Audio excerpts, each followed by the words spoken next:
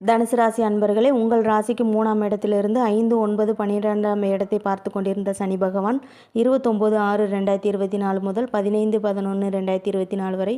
வக்ரகதியில் பயணித்து கொண்டு சில மாறுதல்களை உங்களுக்கு தரவிருக்கிறார். புத்தி கூர்மை உண்டாகும், புத்திர பாக்கியம் ஏற்படும்,